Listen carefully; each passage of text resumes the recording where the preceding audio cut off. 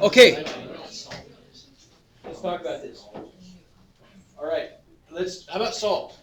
Any table give some kind of, at least a start on solve. What's it mean to solve? Math. What do you think? Figure it out. Okay, well, that's a start. That's a start. We got to figure it out. You're going to solve a problem, you're going to figure it out. You're going to come up with probably a solution, right? Oh, okay. More than that. What do you think? Yes, ma'am.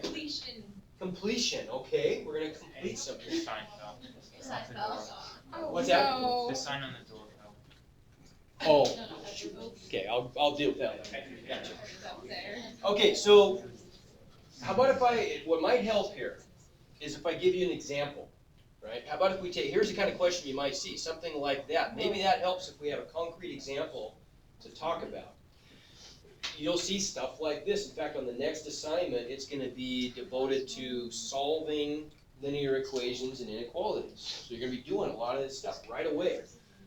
If I'm going to solve, what is that thing? That's a number. What is that? That whole thing up there is what? Equation. That's an equation. Why is it an equation? It has an equal sign. There you go. Okay, it has an equal sign, so therefore it's an equation, and we can solve this equation. What does that mean? That's not saying very much. What do you expect the answer to look like? Okay, a number. In fact, we might even have to say something like, well, maybe.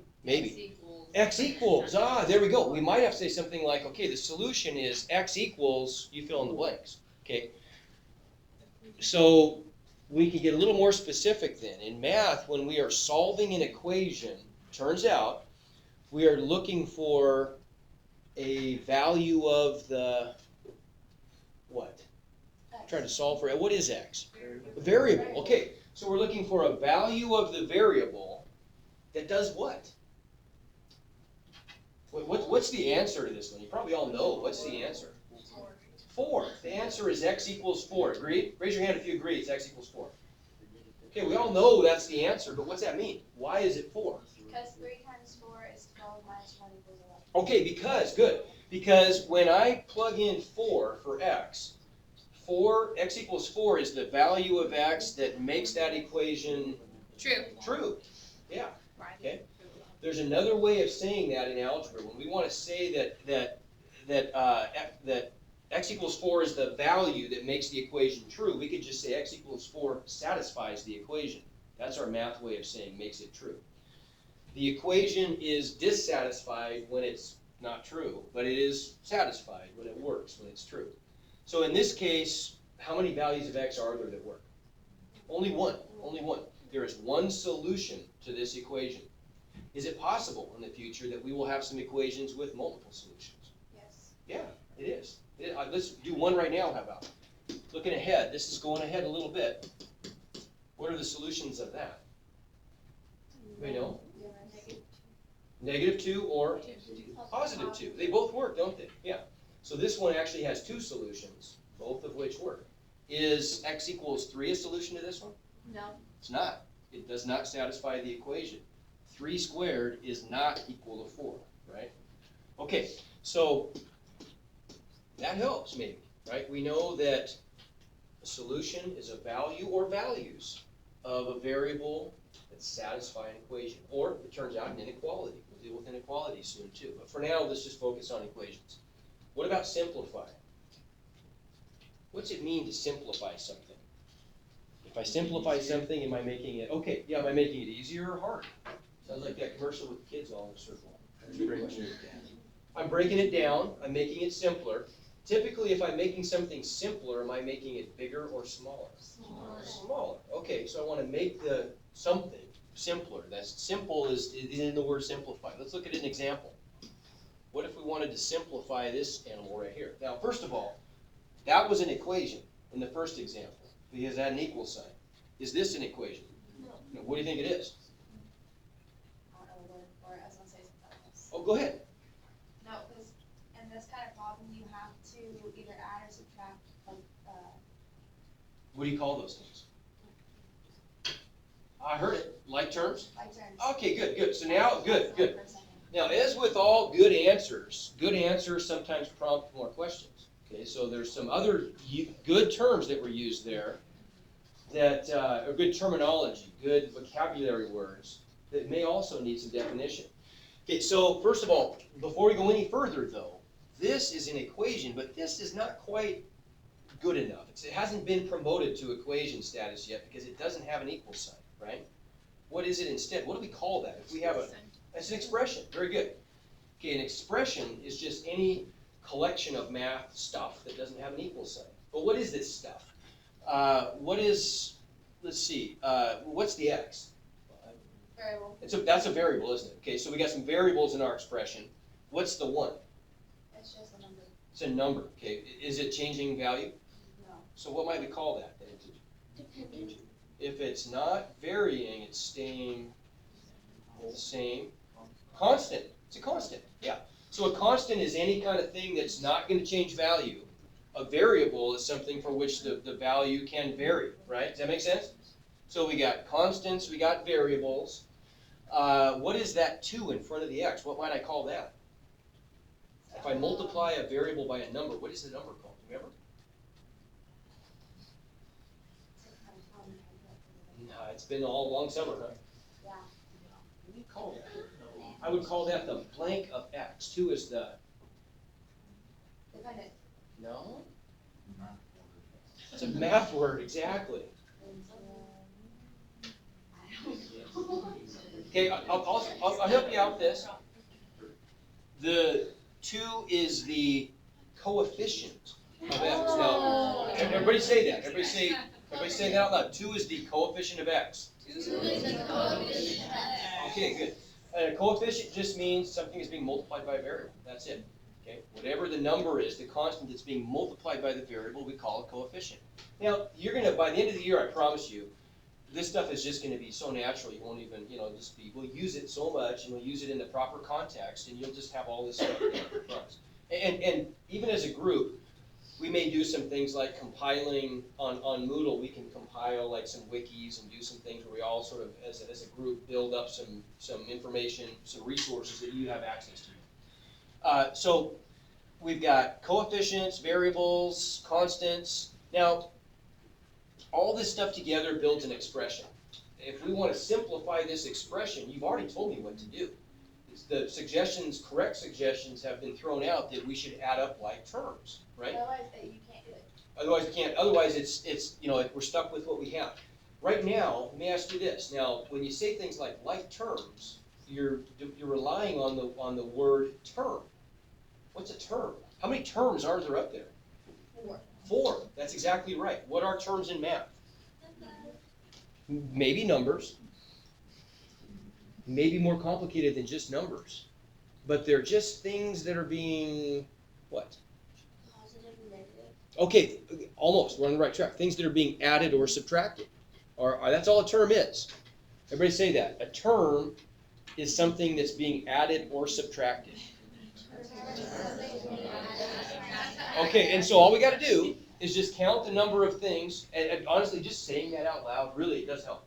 All we have to do, if we want to know the number of terms, just count the number of things that are being added or subtracted. Well, there's 1, 2, 3, 4 things that are being added and or subtracted, right? So some of those terms go together. Some of them are like terms. And which ones are like terms? 3x and 2x combine to make 5x. And the numbers -7 and +1 combine to make -6. So we can just write this as 5x minus 6. Big deal, right? That is simplifying. Okay? Now stop for a second and really consider that. Those are different.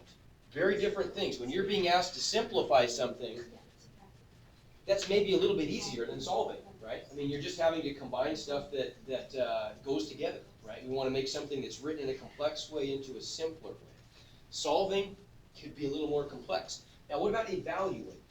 Evaluate is a verb, right? We're going to be doing something in math, and we evaluate. What is the important noun that's actually a part of the word evaluate? Value. Value. Value is a biggie.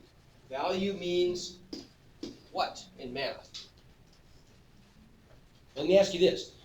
If I hold up 2 bills, I have a $100 bill and a $10 bill, which one do you want? Well, they look the same. Most people probably can take a $100 bill. Why are you taking the $100 bill? They look the same size, same weight. Okay, it's got more value. What about it indicates that it's got more value? Or the value is different, greater. The extra zero means a lot. Okay, in math, value just means number, right? That's all it is. Okay, so if we want to evaluate something, that means that we are just going to make a number. We're just going to find a number. So here's an example where you might be asked to evaluate. You might have a problem like this. Evaluate, and I'll just fill in some blanks here. This is a function, right? This is our notation for a function. Evaluate the function f of x equals 2x squared. And all that's really saying, and we'll spend more time on functions, but all that's saying is f of x is really just a fancy name for y, isn't it? We're plugging in values for x to calculate the values of the function, which we might call y if we want to. Right? If I were to graph this, for example, when x equals 0, well, actually when x equals 2, what is the value of the function? How would I find out? Plug it in, right? Wouldn't I just do this? Wouldn't I just plug in, bad too, isn't it? Where I used to have an x, I'm just going to plug in a 2, right? What's the answer? 8. So when x is 2, the function has a value of 8. If I think of that as being a y, that's just an ordered pair, isn't it? When x is 2, y is 8, and if I were to graph that on the xy plane, where would it be?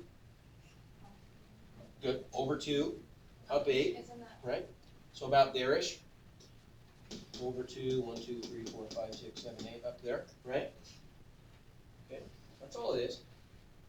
Maybe a better way of writing this problem, if the textbook were a little more concise, they might have just said, find,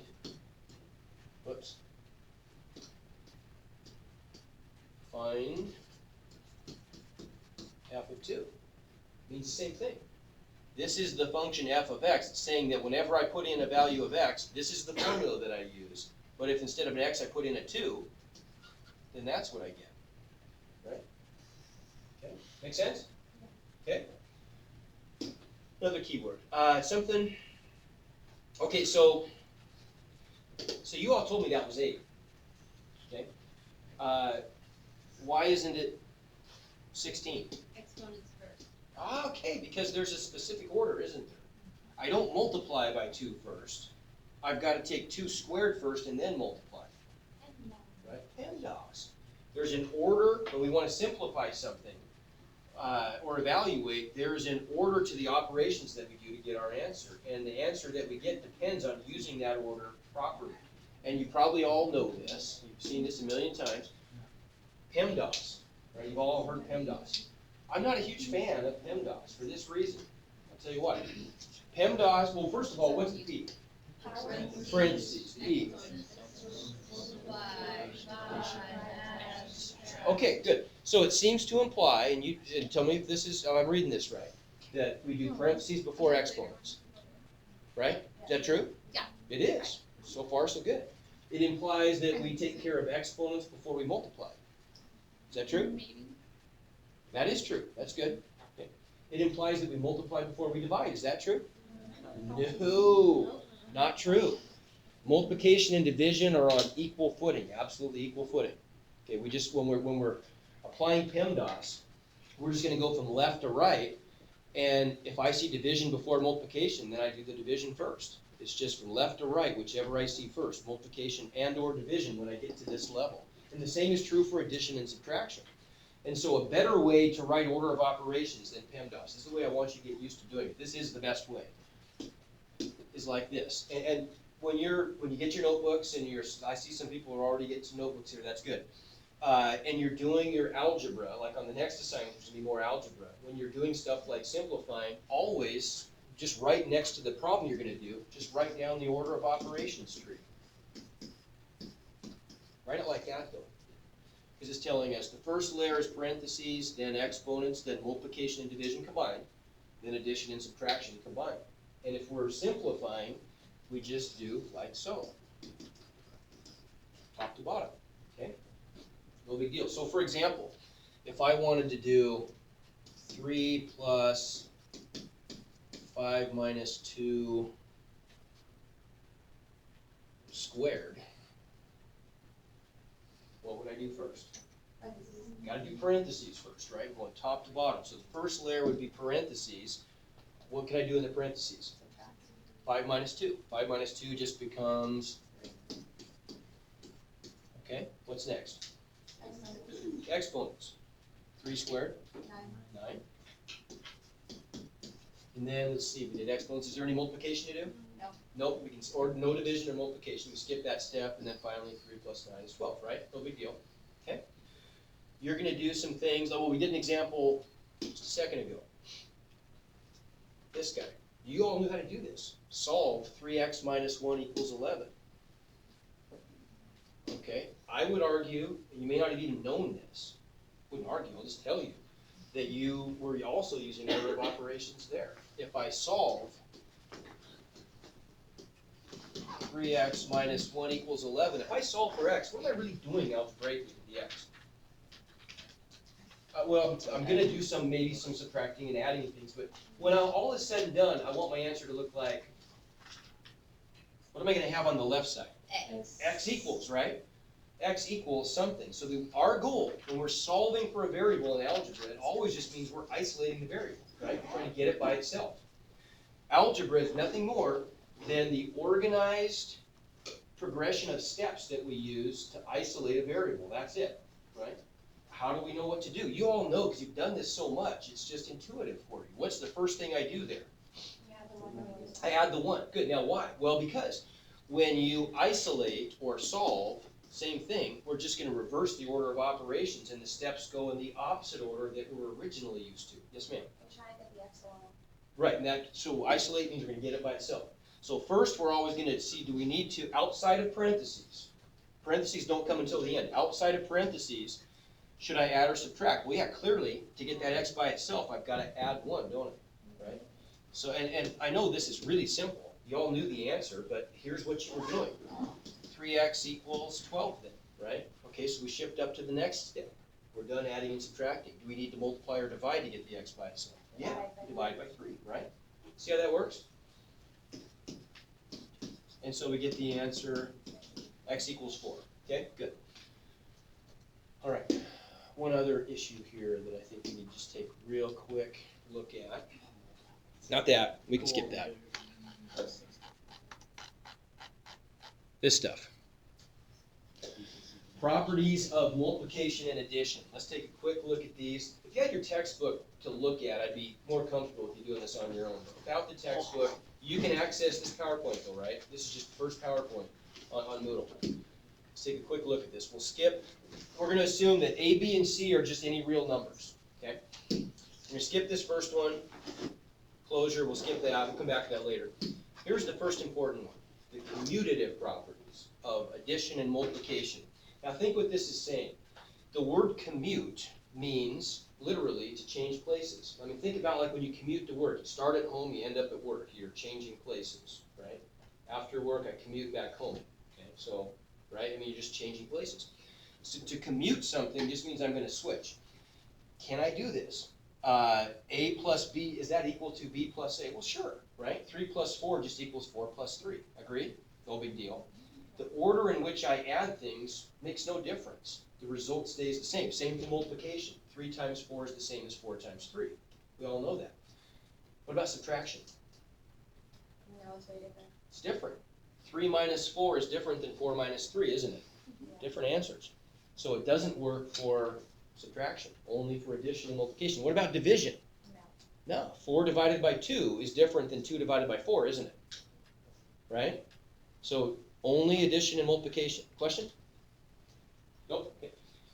So there's the first one, the commutative properties for addition and multiplication. Associative properties. Now think about this. Everyone take just a quick, simple example here. Everybody in your own head, find this product for me. 2 times 3 times 4. Don't say it. 2 times 3 times 4. Now as a group, what's the answer? 24. 24, sure. Everybody did that essentially the same way. You might have taken different specific steps, but how many steps did it take to get that answer? 2. Everybody used 2 steps. There's no alternative. Why did you need 2 steps? Because 2 times 3 is 6 times 4 is. Oh, okay, good. Because you must multiply or add things in pairs. You can't multiply 3 at a time. You have to multiply things in pairs. So we might have said 2 times 3 is 6, times 4 is 24. What else could we have done? Okay, we could have said 2 times 4 is 8, times 3 is 24. Or we could have said,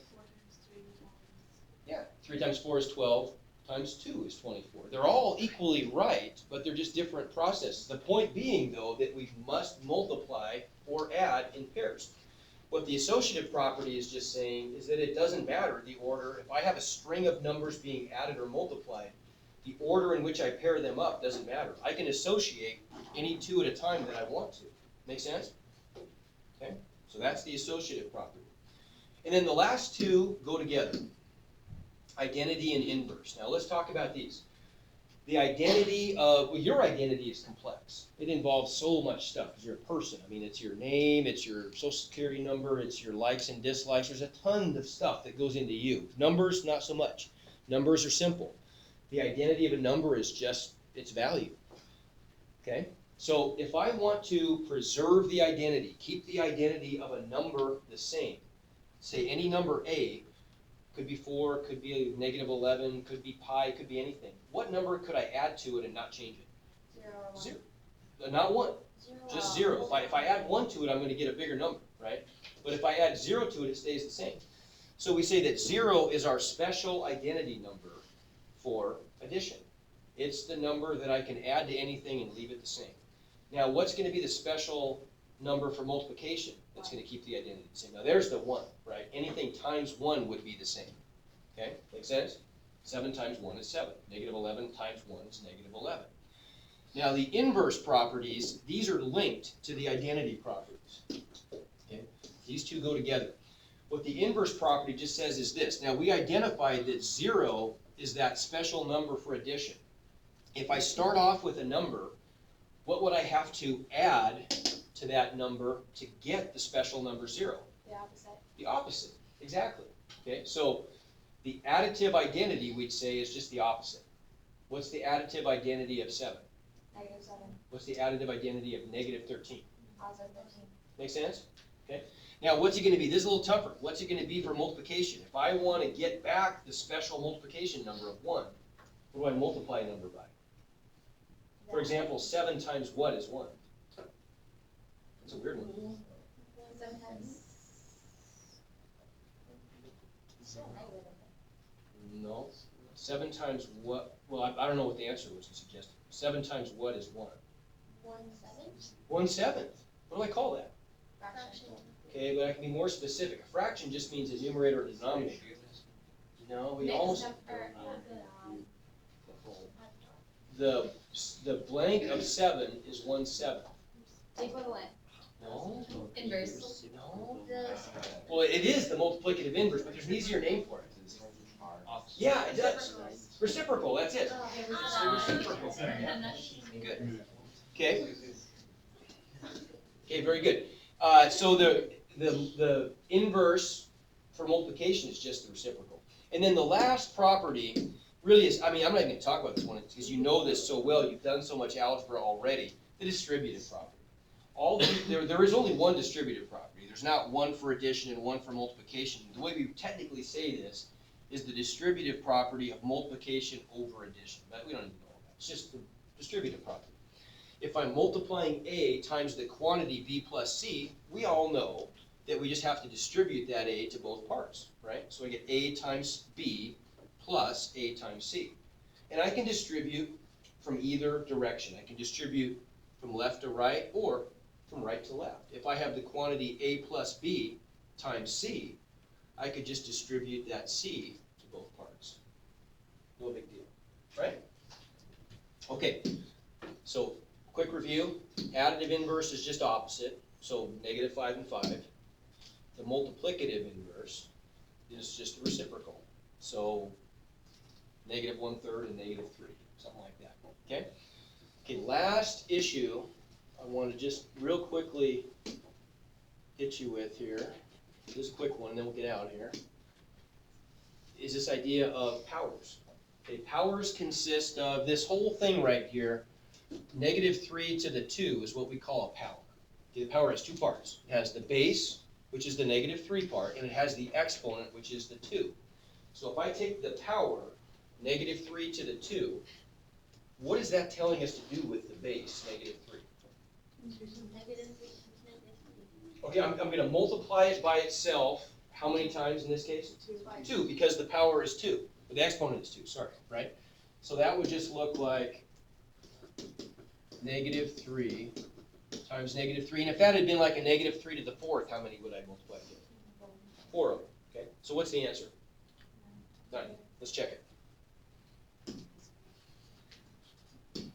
So the quantity -3 squared.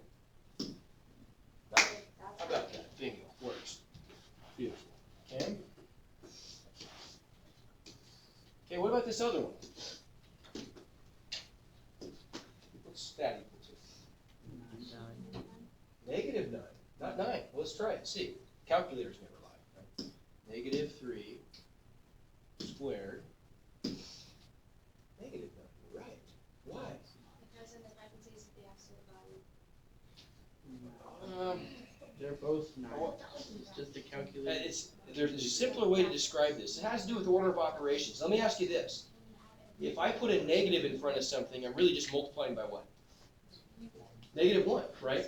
So the presence of a negative coefficient, if I have a negative sign out in front, that just means I'm multiplying by -1. So if I'm going to follow order of operations, what comes first? Exponents or multiplying? Exponents. So what this is really saying is -3 times 3. I've got to do the exponent first before I multiply by that -1. Make sense? So moral of the story, if I actually do want to take a negative number to a power, what do I have to include on a calculator? Parentheses around the negative number. Or no negative at all. Or, well, okay, but now sometimes that'll work, but what if I have to do like -3 cubed? Well, then it would be negative. Then the answer would be negative, right? Okay, make sense? Okay, there's a couple, did I tell you there's a couple of them that aren't working on the assignment? No. Okay, 18 through 20, I know there's a couple on the first assignment, a couple problems that are kind of messing up. I'll fix them, but if you've already started the assignment, they may not show up as being fixed. I will give you credit for them, don't panic. Let's go to lab 205. Sam signing his last year, like to get in there.